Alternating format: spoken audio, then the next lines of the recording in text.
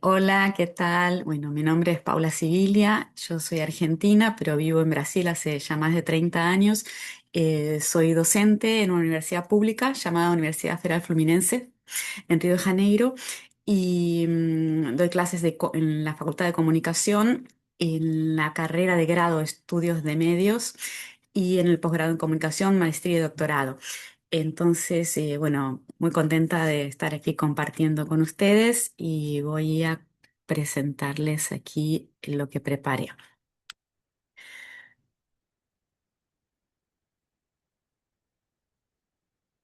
ver, bueno, esperemos que se vea. Em,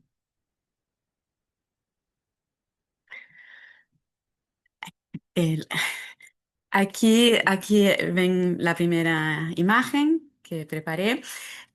Porque esto sintetiza básicamente lo que yo vengo estudiando hace ya varias décadas, que es un fenómeno bastante reciente, aunque se fue configurando en el tránsito del siglo XX al XXI y se consolidó en las primeras décadas del siglo XXI, que es, como dice ahí, nuestra compatibilidad con las tecnologías digitales. O sea, es una metáfora esta idea de la compatibilidad, que nuestros cuerpos, nuestras subjetividades, nuestros modos de ser y vivir se vuelven compatibles con determinados objetos, con determinadas tecnologías que son típicas de nuestra época. En este caso, las tecnologías digitales, ¿no? Especialmente las de comunicación e información, pero no solamente. Y más importante todavía que este gran fenómeno de compatibilidad con las tecnologías digitales es el hecho de que nos volvimos también compatibles con los modos de vida que esas tecnologías suponen, proponen y estimulan. Entonces yo vengo estudiando esto, este gran fenómeno, prestando atención a algunos de sus aspectos o algunas de sus manifestaciones. Entonces, principalmente en los cuatro libros que están viendo acá que salieron publicados en español, en distinto castellano, en distintas épocas, desde el primero de 2005, El hombre posorgánico, La intimidad como espectáculo de 2008, Redes o paredes de 2012 y el último, Yo me lo merezco de 2024, al que me voy a dedicar especialmente en esta conversación, que es el más reciente. Entonces, pero varias de estas cuestiones las vengo estudiando, este fenómeno, de aspectos de ese fenómeno de la compatibilidad con las tecnologías digitales, las vengo estudiando y plasmando en artículos, libros, etcétera. Entonces, esta compatibilidad con las tecnologías digitales es un fenómeno bastante reciente y bastante contundente. Por eso es muy, muy importante, muy interesante para estudiar la contemporaneidad, prestar atención a esta transformación, a la transformación en el plano de la tecnología. O sea, nos volvimos compatibles con estos dispositivos digitales y al mismo tiempo en que esto fue sucediendo, sucedió otro fenómeno simultáneo, que fue que fuimos perdiendo la compatibilidad con respecto a otros dispositivos analógicos, como por ejemplo los artefactos de lectura y escritura característicos de la era moderna, como los libros impresos, los cuadernos, los lápices, en fin, y toda una serie de géneros también, como las cartas escritas a mano, el diario íntimo, etcétera. Entonces, esa es la idea básica de mi trabajo, ¿no? Que estamos pasando a una nueva era, ¿no? Una nueva época, entonces atravesando una transformación histórica de enorme envergadura, para la cual uno de los síntomas más evidentes es la transformación técnica, pasando de la sociedad moderna a la contemporánea. Dejamos de ser cuerpos compatibles solamente con tecnologías analógicas para pasar a ser sobre todo cuerpos y subjetividades compatibles con las tecnologías digitales. Pero esta transformación es medio que la punta del iceberg, digamos así, de transformaciones mucho más profundas, más densas, más complejas, algunas de las cuales vamos a examinar a lo largo de esta clase. Entonces, ¿qué pasó cuando nos compatibilizamos con estos artefactos? Me refiero sobre todo a los teléfonos celulares, internet, los dispositivos móviles de comunicación e información que funcionan en red, que operan en todo momento en cualquier lugar, que nos conectan con cantidades crecientes de gente, que tienen cámaras y pantallas y que los llevamos a todas partes, que son de uso individual.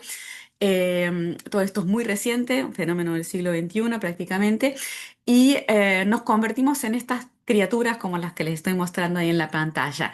O sea, imágenes que tanto en espacios públicos como privados, si hubiéramos visto estas imágenes hace 40, 50 años, Habíamos pensado que era ciencia ficción. Sin embargo, ahora las protagonizamos todo el tiempo y es difícil incluso no verlas o no protagonizarlas. Al mismo tiempo en que esto sucedió, cuando nos convertimos en estas criaturas, fuimos perdiendo la compatibilidad, como les decía antes, con otro arsenal técnico, que son las tecnologías analógicas, en particular las de lectura y escritura, tecnologías escolares, ¿no? Lápiz, papel, pizarrón, escritorio, tintero, cartas, diarios íntimos, bibliotecas, etcétera. Y por lo tanto, fuimos dejando de ser determinados cuerpos y subjetividades, como estas imágenes que les muestro ahora, que retratan personajes típicos del siglo XIX y XX, de lo que llamamos la era moderna, inspirados, claro, en el modo de vida burgués, pensando en esa cultura que todavía llamamos la cultura moderna, sociedad industrial que modernizó, industrializó, mecanizó y colonizó buena parte del planeta irradiando a partir de las metrópolis europeas que tuvo empieza a fines del siglo XVIII a configurarse, la Revolución Francesa, la Revolución Industrial, etcétera, implementación de los estados nacionales y tiene su auge en el siglo XIX y buena parte del XX. Todo esto estaríamos dejando de ser, o sea, ya no somos más estos cuerpos que les estoy mostrando ahora, en varios sentidos, ¿no? Perdimos algunas de las habilidades que ellos tenían y ahora tenemos otras también, disposiciones corporales, maneras de vivir el tiempo y el espacio, etcétera. Entonces, esa es la idea, esa es la propuesta básica. Estamos dejando de ser esos seres humanos, ¿no? Que tuvieron su apogeo en esa otra cultura que estaríamos abandonando que era una sociedad, la sociedad moderna, como todavía la llamamos, mecanizadora de la vida, ¿no? Con esa compatibilidad con las máquinas analógicas, y ahora estaríamos cada vez más configurando otro modo de vivir, otro régimen sociocultural, político, económico, en el cual nos informatizamos, ¿no? En vez de mecanizarnos. Son máquinas, pero son máquinas distintas. En los dos casos son máquinas, pero en vez de ser las máquinas analógicas del siglo XIX y XX, son máquinas digitales, ¿no? Entonces estaríamos distanciándonos de esos tiempos modernos, los viejos tiempos modernos, y me parece que nada mejor para evocar esto que estoy diciéndoles, la película de Chaplin, famosa película llamada Tiempos Modernos, justamente de 1936, que evoca, es una gran crítica a ese modo de vida, al modo de vida de la sociedad industrial, la sociedad moderna, y a la máquina analógica con la cual se había vuelto el sujeto compatible, ¿no? El sujeto moderno. Entonces, esos engranajes industriales, ¿cierto? Con los cuales el mismo Chaplin ahí entra en compatibilidad, incluso literal.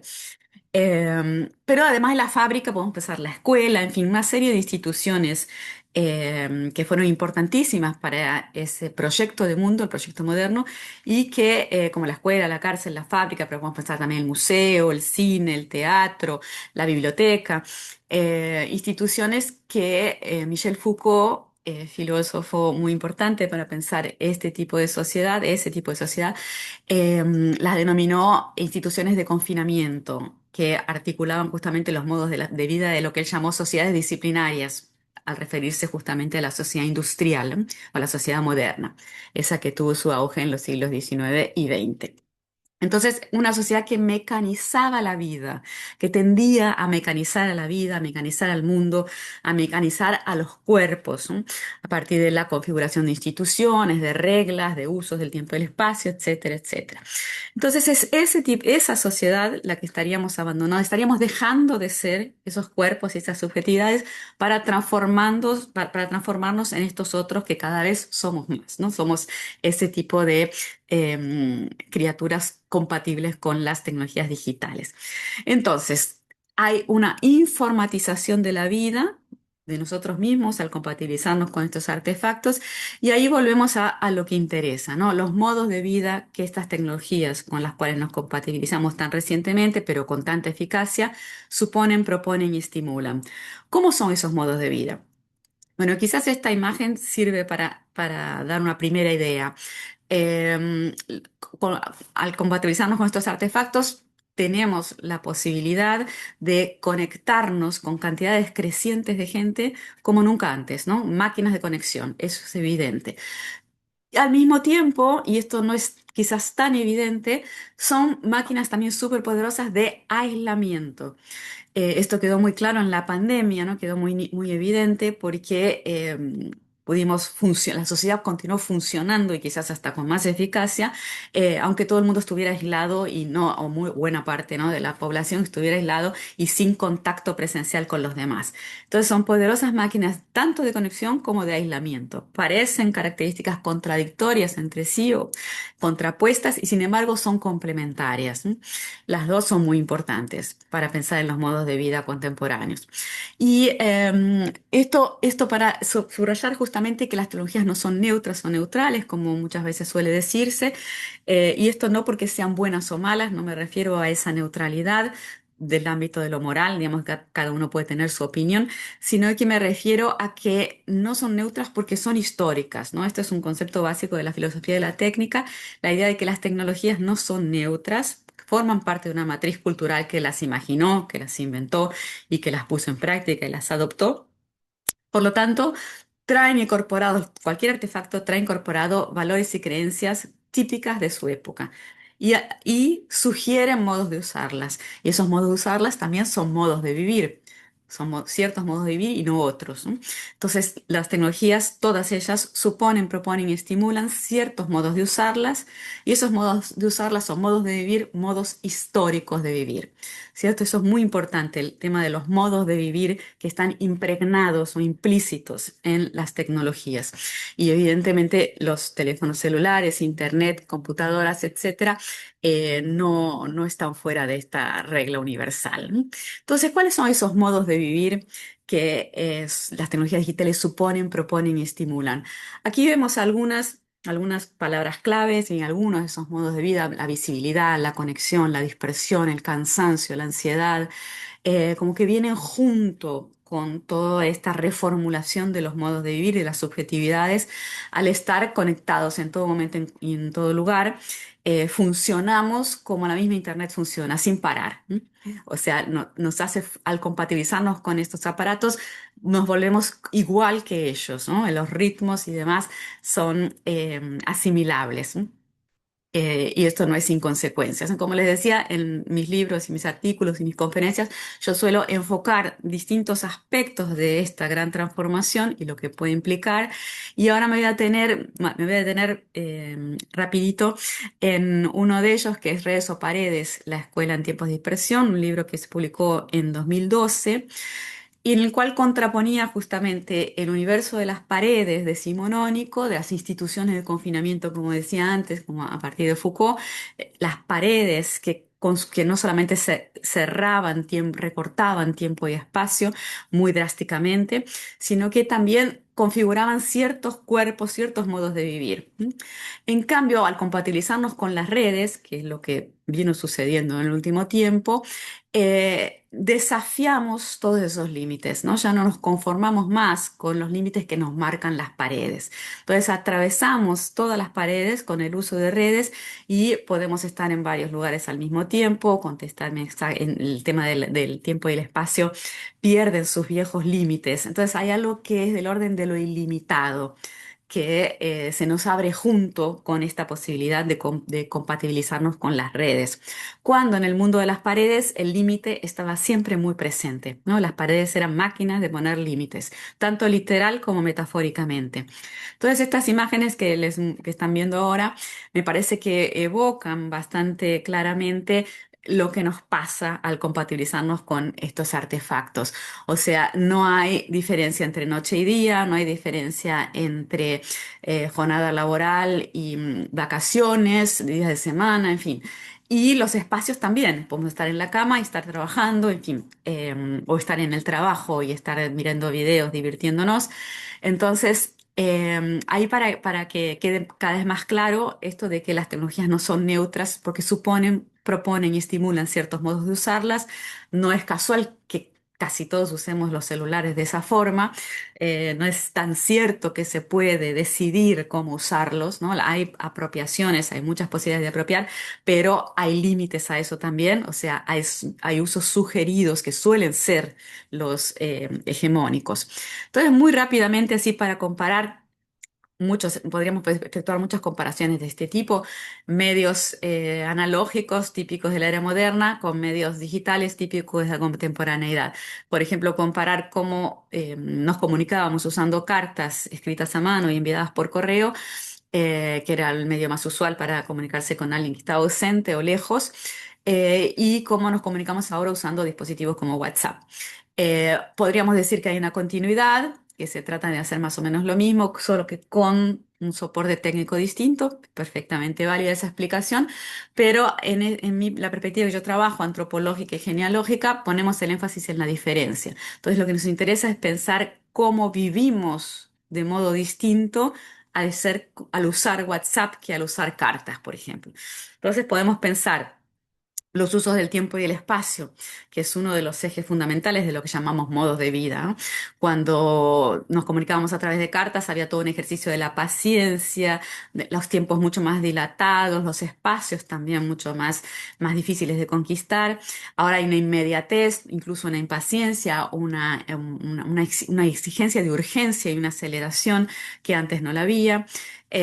También si pensamos en los modos de relacionarnos con nosotros mismos, con los demás y con el mundo, también otro eje de lo que significa modos de vivir que es gigantesco y súper importante, es distinto también cómo funciona todo esto ahora usando estas tecnologías que cómo era cuando usábamos las tecnologías analógicas, ¿no? De modo que esta cuestión de lo ilimitado, de poder hacer muchísimo más y no tener en principio límites para todo lo que podemos y quisiéramos hacer, es una característica muy, muy importante de los modos de vivir contemporáneos y las tecnologías nos sirven para pensarlo, aunque no se limita a ellos. O sea, las tecnologías no explican todo. Entonces, esta cuestión de los límites espaciales y temporales que vimos recién, pero también lo de lo ilimitado va mucho más allá de eso. Este meme ilustra un poco eso en el sentido de que ahí dice, bueno, todos mis PDFs salvados y sin leer, ¿no? Que tengo en la computadora, es una mochila que pesa un montón porque hay una cantidad infinita y siempre creciente. Y si fuera solo PDFs, no es solo PDFs, es de todo, ¿no? Entonces tenemos una cantidad de series, de películas, de canciones, de chismes, de noticias, de conferencias, de novies o candidatos a novies, candidates, etcétera, ¿no? Entonces, todo esto es ilimitado y uno quisiera o se supone que debería poder tener acceso a todo y poder consumirlo todo. Y otro eje que podríamos agregar en lo que significa modos de vivir, lo que implica modos de vivir, es nada más y nada menos que las definiciones de lo verdadero y lo falso, que también están transformándose significativamente. Aquí vemos un pequeño esquemita también ilustrando eso. En la sociedad moderna, en el siglo XIX y XX, pensamos en los medios de comunicación como los diarios impresos, diarios nacionales, había pocos y salían publicados por la mañana y si una noticia importante sucedía a la tarde, lo íbamos a saber recién la mañana siguiente con una cantidad limitada de noticias. Lo mismo con los noticieros por televisión, y etcétera. Entonces todo eso creaba una ilusión de una realidad social compartida por el conjunto de la población, las poblaciones nacionales, pero también las poblaciones regionales y mundiales. En cambio, ahora con la compatibilidad con las redes, las tecnologías digitales, florecen estas burbujas de Internet. Hay cantidades cada vez más crecientes de fuentes informativas, muchas desinformativas. Entonces se pueden habitar burbujas de conocimiento, en fin, o de afinidades con otras personas, eh, que son a veces completamente distintas unas de otras. O sea, yo puedo estar en una burbuja en la cual existe el cambio climático y la Tierra es redonda y etcétera, etcétera. Y mi vecino aquí al lado puede estar en una burbuja que dice que el cambio climático es una farsa y que la Tierra es plana, etcétera, etcétera, ¿no? Y, o sea, no se trata como en la era moderna de cambios de foco, de enfoque, como evidentemente toda la hipocresía también, todos los intereses de los medios de comunicación masivos de la era moderna, no estamos negando nada de eso, pero había algún territorio que es considerado común y recortado en función de ciertos intereses y normas y reglas que se consideraba consensual, de común acuerdo. Esto es la realidad, esto es lo que importa. En cambio ahora esto, con muchas otras cosas, hizo implosión, ¿no? Y lo de las burbujas de Internet es uno de los ejemplos, que lo vamos a retomar después dentro de un ratito. Pero en todo caso, esta subjetividad que está munida de máquinas nunca antes vistas, de posibilidad de conexión y de aislamiento al mismo tiempo, son exactamente esos personajes que viven en esas burbujas y etcétera, ¿no? Que están siendo, digamos, están viviendo todas estas transformaciones históricas en los modos de vivir.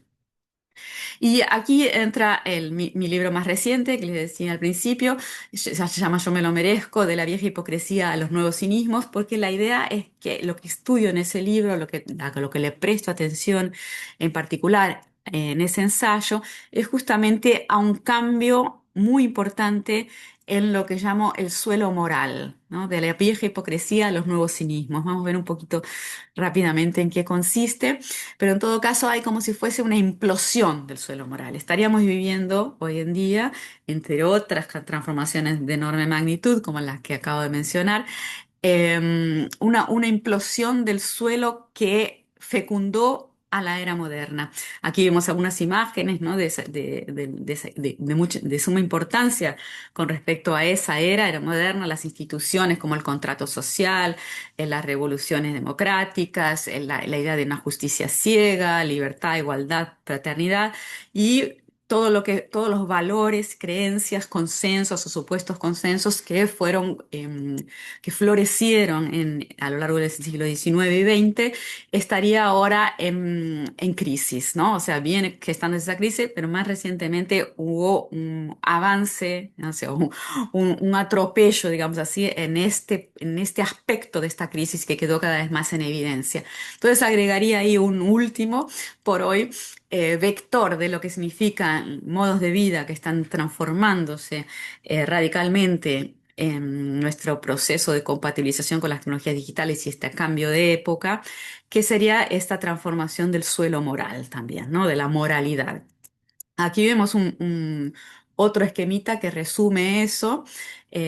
Podríamos superponerlo, ¿no? A los que vimos hasta ahora, siempre de un lado la era moderna, de otro lado la era contemporánea. Está claro que son esquemas, que son simplificaciones, que son mapas de tendencias, pero me parece que hay varias pistas importantes.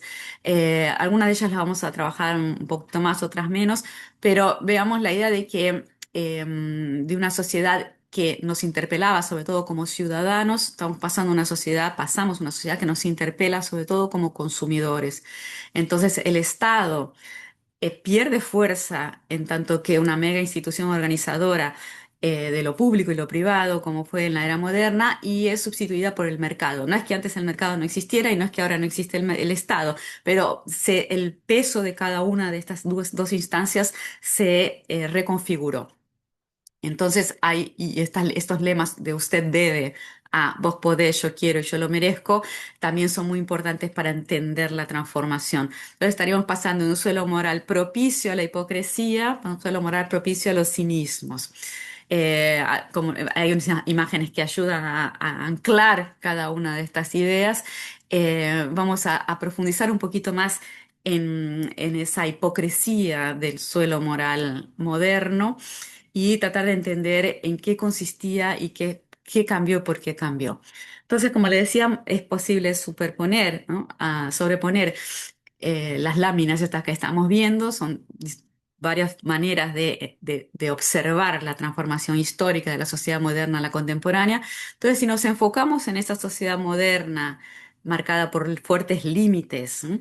Como vimos antes, de las paredes simbolizando esos límites, no, las paredes institucionales, pero no solamente esas paredes literales, también las que separaban público y privado, sino también las paredes en el sentido de limitaciones a esa subjetividad. Ellos podían, ¿no? Tenían un montón de reglas y podían menos en principio de lo que nos proponen el universo de las redes, que nos dice vos podés, tú puedes y tú te mereces esta infinitud de posibilidades, ¿no?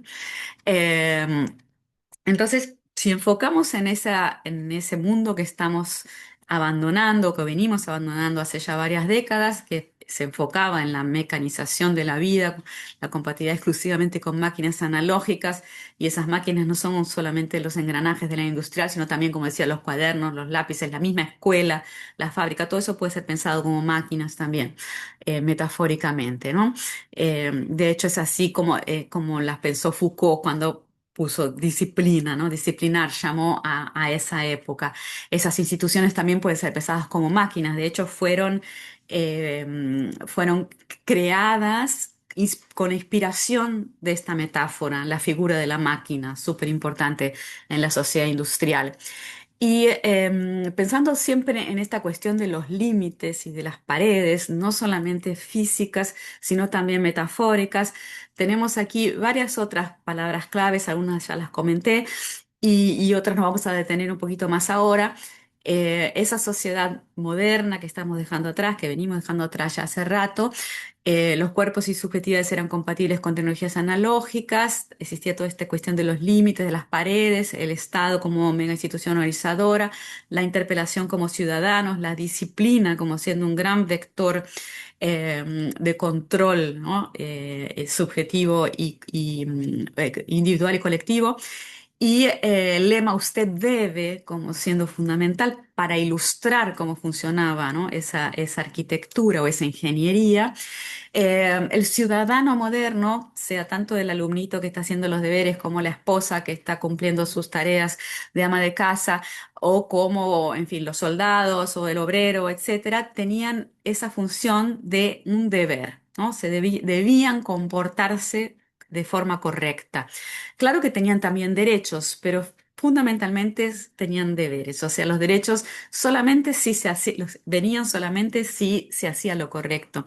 Y generalmente el papel del deber es más amplio, más fuerte, más contundente en este tipo de organización que el derecho. Y la culpa es un elemento fundamental, ¿no? Pensemos en la culpa, ese sujeto moderno habitado por la culpa. Ahí resuenan desde Kafka o Dostoyevsky a Nietzsche, en fin, muchísimos autores que pensaron desde la ficción, desde la filosofía, desde varios ámbitos al sujeto moderno, y para ellos, para todos ellos, no por casualidad, la culpa heredada de la cosmovisión religiosa judeo-cristiana es un elemento fundamental de control individual y colectivo.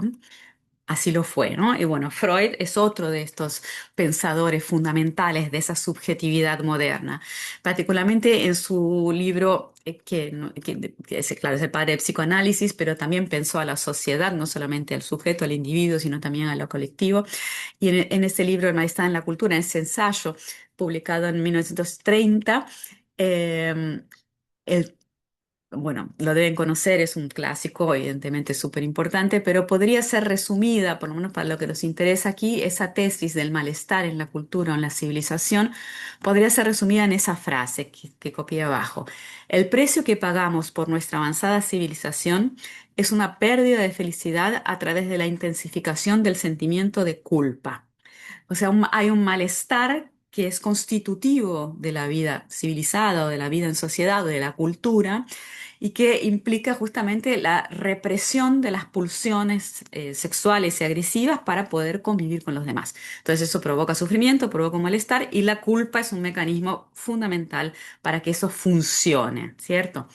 Entonces, es lo que, bueno, este mecanismo tiene un nombre en particular que encarna en una instancia del psiquismo, que es el super yo, superego, y está ilustrado ahí con esas figuritas que supongo que todo el mundo lo conocerá. Es esta internalización de la ley, de la autoridad, del deber, ¿no? En la propia subjetividad. Por tanto, una especie de represión interna, podríamos decir, ¿no? Habitado esta subjetividad por la culpa, por la disciplina y por esa conciencia del deber, hacer lo correcto.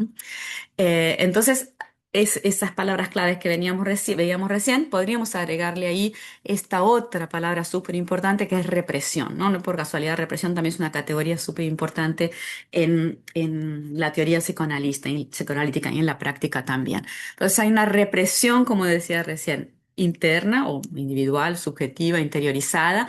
Pero también la sociedad moderna se ocupó de configurar una serie de instituciones represivas, en el sentido de que si no funcionaba suficientemente bien la represión interna, que solía funcionar bien con la culpa, la disciplina y demás, la interiorización de la disciplina, como diría Foucault, ¿no? En última instancia también había estas otras instituciones exteriores, digamos así, colectivas, como la policía, la justicia, la escuela, la autoridad, las jerarquías, ¿no?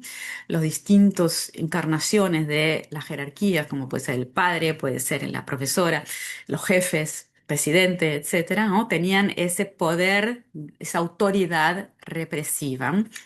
Eh, entonces, bueno, todo esto se configura, por lo menos míticamente o como marco simbólico, a partir de fines del siglo XVIII. La Revolución Francesa es un hito evidente.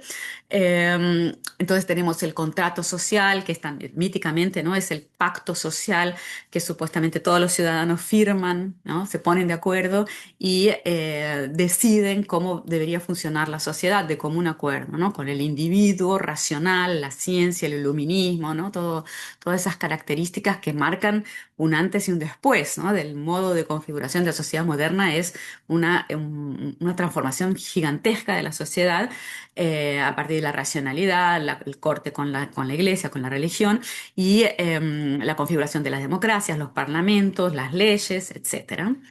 Pero bueno, hay un lado B, que es la famosa hipocresía burguesa, ¿no? Sabemos que la Revolución Francesa fue inspirada y impulsada por la burguesía, esta clase social que le cortó la cabeza literalmente a la aristocracia y asumió, por lo tanto, toda una serie de comandos, ¿no?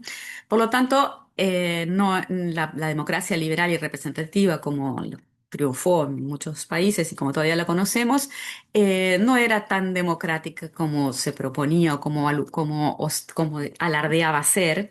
Entonces es cuestión de la libertad, la igualdad, la fraternidad, todo eso, como dice ahí, bla, bla, bla, bla, ¿no? O sea, y las manos sucias de sangre, la misma bandera francesa que tenía colonias, por ejemplo, y una serie de injusticias, la misma idea de justicia ciega, pero sobornable, en fin, toda una serie de características que formaban parte de la moralidad o la inmoralidad hegemónica que fue como el substrato de todo ese mundo, ¿no? Aquí vemos otras imágenes que aluden a eso, esta idea de la familia tipo, como se decía, que estas ya son imágenes más del mediados del siglo XX, muy también atravesadas por la cultura norteamericana, la cultura de Estados Unidos, que asume el liderazgo después de la Segunda Guerra Mundial y con toda la propulsión del consumismo, la publicidad y toda una serie de estéticas del entretenimiento vende también ese tipo de familia que, como ven, evidentemente hay ahí toda una cuestión de, toda una serie de cuestiones que están solapadas, que están justamente abajo de la alfombra, como las cuestiones de género, desigualdad de género, racial y muchas, y de clase, etcétera. Entonces, toda la moral, y no por casualidad que la moral burguesa, no es casual que la moral burguesa suele ser casi sinónimo de moral hipócrita, ¿no? De hipocresía. Aquí vemos otras imágenes de ese tipo, ¿no? Todo ese trabajo, todo lo que ahora también viene saliendo a la luz, ahora en los años más recientes, de esas desigualdades que eran obvias, que todo el mundo sabía, pero que sin embargo hipócritamente se las dejaba ahí. ¿M? Y que eso ya no está sucediendo tanto ahora, ¿no? Aquí vemos otros indicios de que esto no es de ahora, digamos así, ¿no? Hay un famoso discurso de Malcolm X, ¿no? Este líder referente del movimiento por la igualdad racial en Estados Unidos en los años 60, en un discurso muy famoso, un año antes de ser asesinado, dice con todas las letras, la democracia es hipócrita, ¿no? Y más cerca de nuestras culturas hispano-latinas, en fin, iberoamericanas, Mafalda también tiene un comentario parecido, ¿no? En los años 60, misma época, lee en un diccionario la definición de democracia, gobierno en que el pueblo ejerce la soberanía y, bueno, se ríe y no puede parar de reírse, ¿no? Porque justamente bla, bla, bla, ¿no? O sea, hay toda una hipocresía ahí. Y si pensamos, por ejemplo, en la igualdad, la promesa de igualdad. que probablemente sea bueno, con fraternidad no se queda lejos. Pero vemos esta imagen, famosa imagen sacada en San Pablo, una foto sacada en San Pablo en 2007, que muestra justamente las enormes discrepancias, ¿no? Las divergencias, las asimetrías en los modos de vida supuestamente perfectamente legales, ¿no? Pero que conviven clases sociales muy distintas y supuestamente en tranquila igualdad de condiciones. Cada uno debería tener supuestamente tiene los mismos derechos y debería tener las mismas posibilidades de tener éxito en la vida y demás, cuando sabemos que esto evidentemente no es así. Esto es en San Pablo, pero podría ser prácticamente cada vez más, incluso en cualquier ciudad del mundo, y en el plano macro lo vemos en el planeta entero. Esta es una imagen mucho más reciente, por ejemplo, en este caso es una calle de España, creo, el tema de el consumo y el lujo y demás, conviviendo con la precariedad más absoluta y cada vez mayor. ¿M? Aquí hay algunos datos, pero vamos a pasar rápido eso porque es muy fácil obtener ese tipo de informaciones, o sea, no es secreto para nadie, ya es muy obvio que no estamos camino a la igualdad como se suponía que estaríamos hace algún tiempo atrás. Pensábamos que, bueno, el progreso, la evolución iba en ese sentido. Si todavía no lo lográbamos, no lo habíamos logrado, era porque faltaba esto o aquello, pero íbamos hacia allá, ¿no? El horizonte de la igualdad, la fraternidad y demás. Ahora, con toda la crítica que se viene haciendo a la meritocracia, en fin, a la hipocresía que hay en esos valores, en ese tipo de lemas y valores, vemos que cada vez queda más claro que las cosas no son así ni van a serlo. ¿No? Entonces, mismo con la idea de justicia ciega, como decía antes, ¿no? El hecho de que supuestamente es equitativa, imparcial y sabemos que no es tan así, que hay mucha hipocresía, siempre lo supimos, ¿no? Pero cada vez está más claro, más nítido.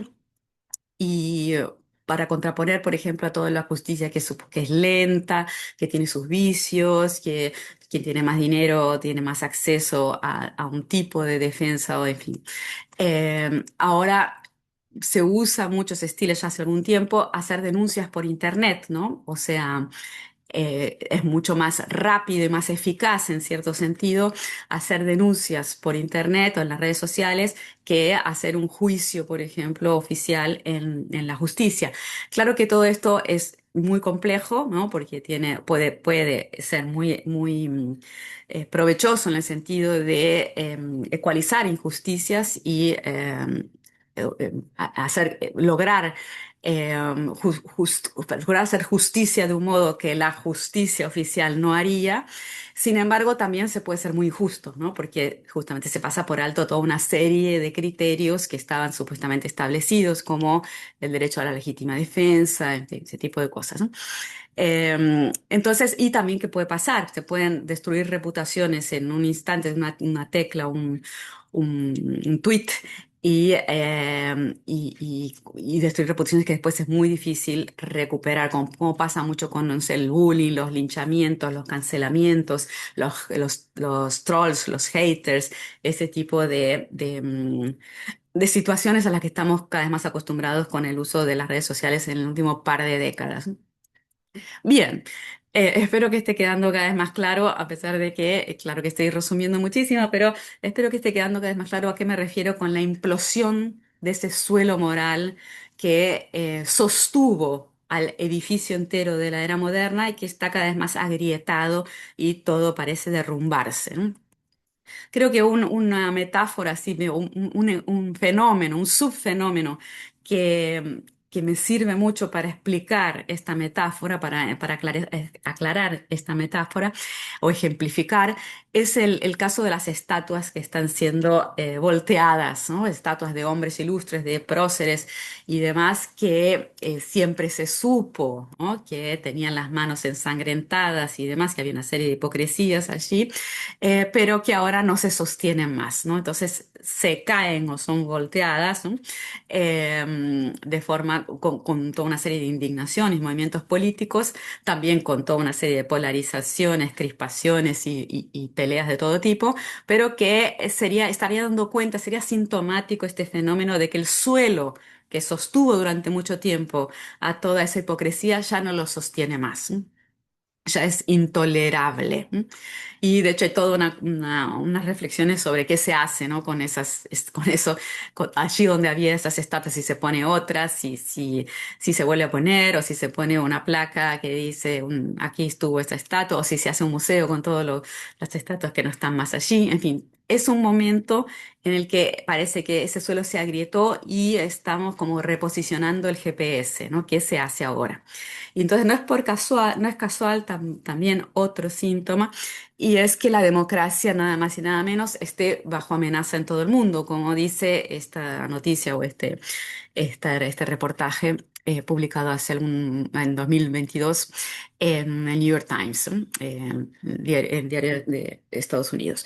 Lo curioso aquí, ahora, bueno, quizás esto no es curioso para nadie, pero lo que fue más o menos sorprendente en su momento es que la lista de países que eran referidos para dar cuenta de este fenómeno a nivel mundial, no comenzaba con lo habitual, tipo países de América Latina, de África, de lo que antes se consideraban las periferias, o el subdesarrollo, o el tercer mundo, ¿no? Todos esos eufemismos hipócritas, ¿no? Sino que empezaba justamente por lo que se consideraban los países centrales, ¿no? Estados Unidos, la democracia más longeva y firme del mundo, que se consideraba entonces, hasta entonces, Alemania, Francia, en fin, países considerados los detentores, ¿no? Fundadores y detentores de la democracia.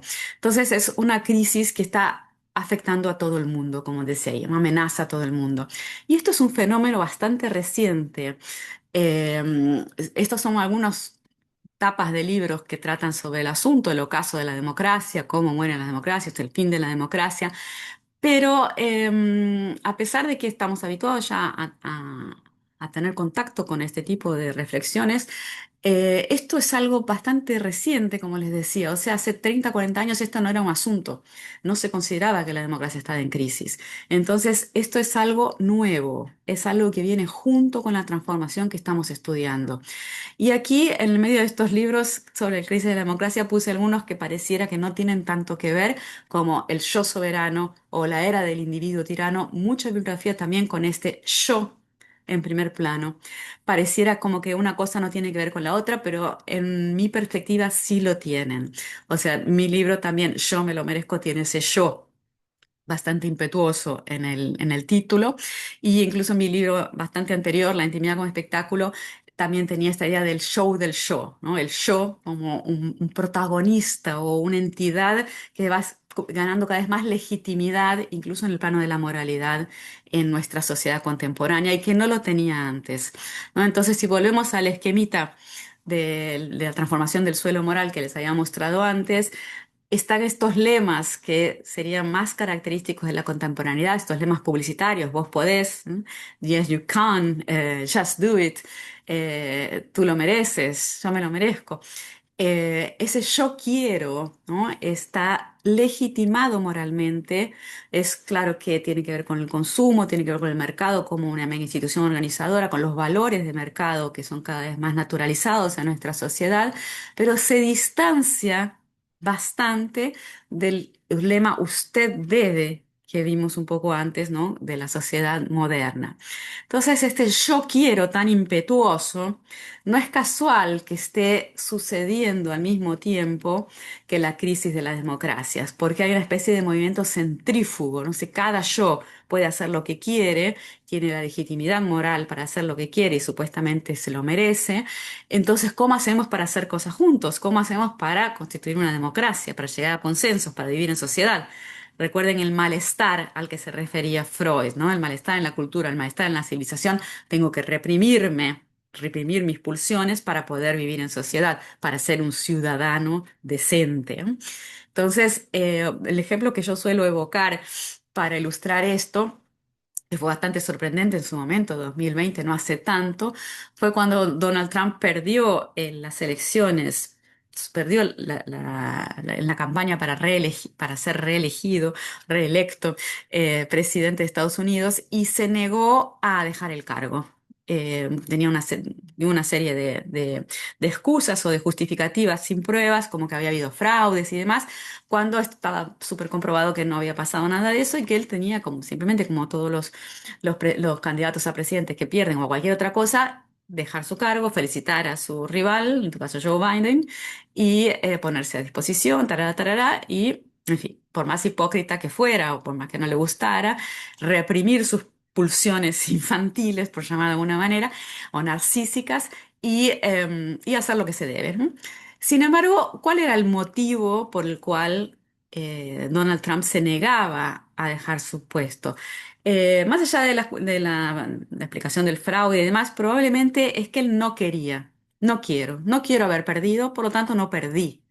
Esto puede sonar muy ilógico y sonaba, tipo así, como un absurdo que está pasando, cómo esto es posible, ya no nos suena tan absurdo, porque esto fue avanzando bastante, ¿no? Este tema del cinismo contemporáneo que crece más o es más fértil el suelo moral contemporáneo a estos cinismos que a la hipocresía, está cada vez más, tenemos, los ejemplos sobran, digamos así. De hecho, Donald Trump escribió en 1987, publicó un bestseller sobre el arte de negociar. Y entre otras cosas, el mensaje fundamental era ese, ¿no? Cómo se hace un buen negocio o un buen trato. Dice, oyes a mucha gente decir que un gran acuerdo es cuando ambos salen ganando. Dice, eso es pura mierda, bullshit. En un gran acuerdo, tú ganas, no la otra parte. Hay que aplastar al oponente y te llevas algo mejor para ti. Entonces, ¿por qué esto no es hipócrita? ¿No? Porque es cínico, como la palabra que yo uso. Es porque, ¿qué diría un hipócrita? Bueno, un buen pacto es cuando todos salimos ganando, nos ponemos de acuerdo, la diplomacia, la cordialidad, las formalidades, aunque uno quisiera ganar, ¿no? O sea, había cosas escondidas o veladas, pero había una especie de barniz, y no solo un barniz, sino también una interiorización de lo que estaba correcto o incorrecto, de la moralidad, ¿no? Y la culpa y todo eso. En cambio, parece que en el último tiempo eso se aflojó muchísimo, y se relajaron esas paredes, esos barrotes, y este yo quiero pasa a priorizarse de una forma más o menos escandalosa. Entonces a eso me refiero, eso es un elemento fundamental de esta implosión del suelo moral. Por eso las democracias están sufriendo también, porque es muy difícil llegar a consensos, hacer un pacto social, un contrato social, ponerse de acuerdo con el vecino y para no hablar de con la sociedad, la población nacional en su conjunto. Entonces estaría crujiendo, ¿no? Ese mundo que fue fundamental hasta hace poco tiempo, que se sostuvo más mal que mal, funcionando hasta hace poco tiempo. Pensemos que en ese universo la moral, ¿no? Ya que estamos hablando del suelo moral, moral, ¿qué significa? Muy rápidamente, es lo que se considera que está bien o que está mal, ¿no? Lo que supuestamente hay consensos en un mundo, una sociedad, en un grupo, sobre qué está bien o qué está mal, qué se debe hacer y qué no. Y la ley acompañaba la moralidad, ¿no? O sea, la ley prohibía lo que se consideraba que estaba mal y permitía lo que consideraba que estaba bien. Esa ley no era fija e inamovible, sino que se iba lentamente, de a poco, con los acuerdos, los consensos, los pactos de bastidores y las cosas barridas abajo de la alfombra, se lograba acompañar, ¿no? La moral y la ley eran equivalentes. Había un consenso y se suponía que había ese consenso y que había que obedecerlo, y así eran las cosas, ¿no? Eh, y si no, había que cambiar la ley. En cambio, ahora parece que esa confluencia entre moral y ley estalló. Otra de esas implosiones. Entonces, no solamente hay la polarización, tipo gente que piensa que algo está mal y otro grupo, la mitad de la población, no sé, piensa que eso está bien. La famosa polarización no sería solo eso, porque no serían dos moralidades contrapuestas que están conviviendo, sino que es mucho más complejo. Por eso yo hablo de implosión o de estallido, ¿no? Como si, y esto tiene mucho que ver con estos yos, ¿no? Que van cada uno para su lado. Entonces es imposible para la ley seguir acompañando las transformaciones en la moralidad. Entre otras cosas porque es muy difícil entender el consenso, ¿no? ¿Qué es lo que queremos legalizar y cómo, ¿no? Entonces, todo ese edificio de la era disciplinaria, todas esas palabras claves que vimos, como que todo eso perdió fuerza, se vino abajo. No es que haya desaparecido del todo, pero está en crisis profunda, es difícil sostenerlo y en particular ese usted debe, ¿no? Que cuando se nos dice eso, pues decimos la típica situación de escolar, ¿no? O sea, ¿por qué tengo que ir al colegio si no me gusta? Bueno, lo que sería la era moderna, nadie te preguntó si te gusta, no, no pasa por ahí, tienes que hacerlo, ¿no? Es así, las cosas son así. Y la culpa ayudaba a que eso funcionara en la mayoría de las personas, ¿no? Los normales, que eran la mayoría. En fin, todo eso se vino abajo, todo eso en crisis y cada vez más tiene legitimidad moral esta otra manera de entendernos a nosotros mismos y de considerar lo que está bien, lo que está mal. Tipo, debería poder hacer cualquier cosa y me lo merezco por ser yo, básicamente, ¿no? Entonces, en vez de estar en una sociedad represiva, como decíamos recién, límites, paredes y tal, estamos en una sociedad que nos estimula a querer y a hacer y a poder, ¿no? Claro que esto tiene muchísimo que ver con la lógica del mercado, literalmente, pero no solamente, ¿no? Sino que los valores del mercado están generalizados. Entonces, en vez de es la cuestión de lo ilimitado y lo centrífugo que decía antes, ¿no? Cada yo por su lado, y cuando la sociedad moderna, con su represión, sus límites, todos sus mecanismos represivos, tendía a ejercer una fuerza centrípeta, aglutinadora de la sociedad. Entonces, por medio de represión de todos los tipos, pero conseguía que la cosa funcionara, ¿no? Entonces, ahora no sé si tengo algunos minutitos más, espero que sí. No tienen cómo responderme. En fin, por lo menos no en esta instancia. Entonces me dicen que sí.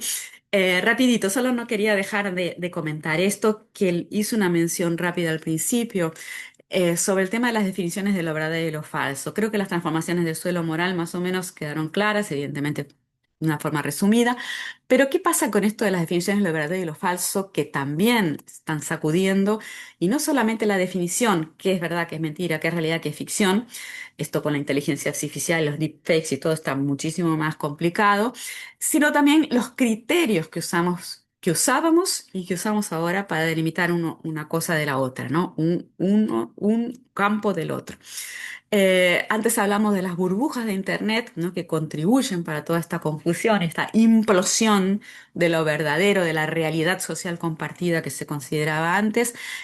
Hay ahora las realidades alternativas, las teorías de la conspiración, en fin, toda una serie de relatos, discursos que circulan y que reivindican su capacidad de decir la verdad, ¿no? O su derecho a nombrar lo real. No por casualidad se ha inventado esta palabreja, posverdad, ¿no? Eh, que me parece que es súper sintomática de todo esto. Había las dicotomías modernas, ¿no? Por un lado, realidad, ficción, verdad y mentira, así como muchas otras, ¿no? Como público y privado, en fin, como si fuesen dos categorías contrapuestas. Una se define por lo que no es la otra. Claro que ahí había zonas grises y transgresiones y epistemológicamente era posible poner en duda todo eso, pero había consensos sobre una cosa es la realidad, otra es la ficción. Una cosa es verdad, otra es mentira y se puede delimitar y probar que una cosa es la otra, una es o no es, ¿no? Piensen como esto es un documental y esto es una película de ficción, que ahora tampoco, ¿no? También eso está mucho más entremezclado. Esas distinciones tan tajantes, todas esas dicotomías también tuvieron una implosión, ¿no? Del suelo moral y compañía. Entonces podemos pensar que esa oposición entre realidad y ficción, verdad y mentira, ya no actúan de manera tan radical o tan eficaz como solían operar antes. Ahí tengo varias palabras que están ahí volando, como desde los reality shows, que es un género bastante nuevo también. Fue también en la misma época de la transición del siglo XX al XXI que surgieron esos géneros en la televisión. Y al principio había toda en la academia, por ejemplo, que yo justo estaba escribiendo, tenía el proyecto de tesis La intimidad como espectáculo, que después dio en el libro. Muchos estudiosos decían, bueno, ¿qué es un reality show? ¿Es real? o es ficción? ¿Es realidad o es show? Hasta que finalmente entendimos que eran las dos cosas. O sea, la gente está fingiendo o la gente está haciendo uno mismo. Las dos cosas. Es un reality show. Por eso la palabra fue inventada, ¿no? Para nombrar esos nuevos códigos que antes no eran impensables juntos. Lo mismo parecido con Instagrameable que pasa en las redes sociales. ¿Se dice la verdad o se miente? Bueno, se performa, otra palabra, ¿no?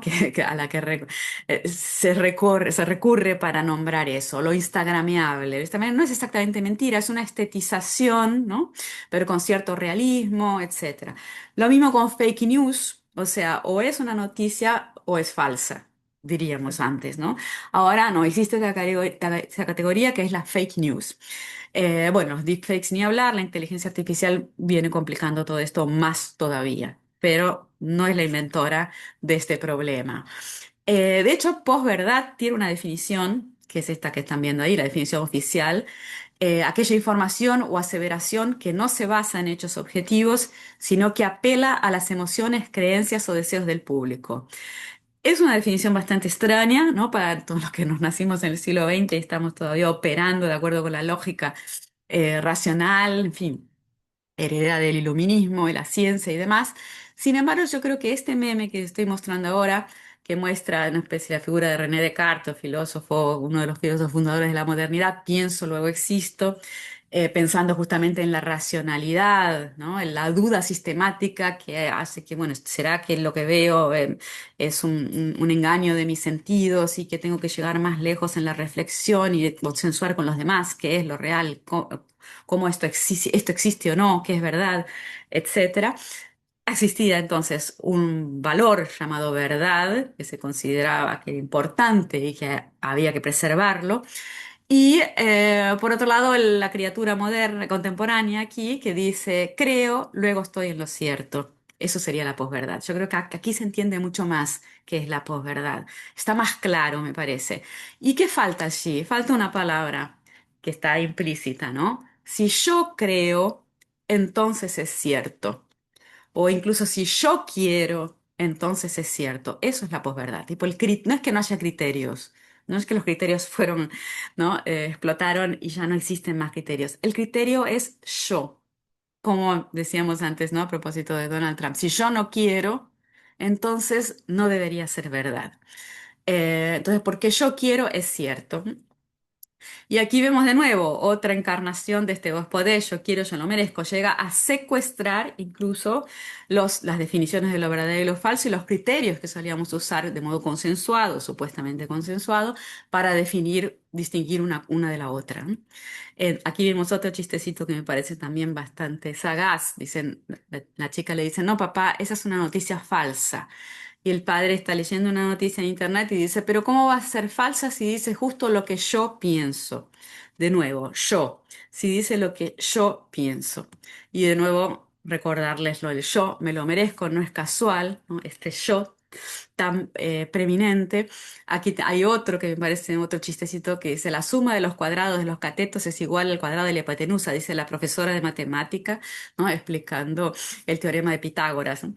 Y el alumno le dice, en su opinión, ¿no? Esto claro que es un chiste, supongo, pero pues sucede más en las clases de historia, tal vez, de geografía, tipo la Tierra es un planeta que gira alrededor del Sol, un sistema solar, y ahí el alumno le podría decir, en su opinión, porque yo pertenezco a la comunidad de la Tierra plana y mi opinión es que la Tierra es plana, como si se tratara de opiniones equivalentes, ¿cierto? Pero lo que importa ahí es el su mi opinión y tu opinión. Y como si hubiera un mercado de creencias y gana el que grita más fuerte. Y ahí de nuevo el ejemplo que les había dado antes. Entonces ven como el tema del yo predominante, legítimamente, con legitimidad moral, y la crisis de la democracia son fenómenos no distanciados, sino perfectamente compatibles entre sí, y a su vez tienen mucho que ver con las transformaciones históricas que vienen ocurriendo, que están simbolizadas, ¿no? Por nuestra compatibilidad con las tecnologías digitales y con los modos de vida que ellas suponen, proponen y estimulan, este gran cambio de época, de una complejidad gigantesca, que aquí traté de dar unas pinceladas. En mis libros está más desarrollado y sobre todo en mi último libro Este es el esquemita que les mostré antes con varias de las palabras claves, ¿no?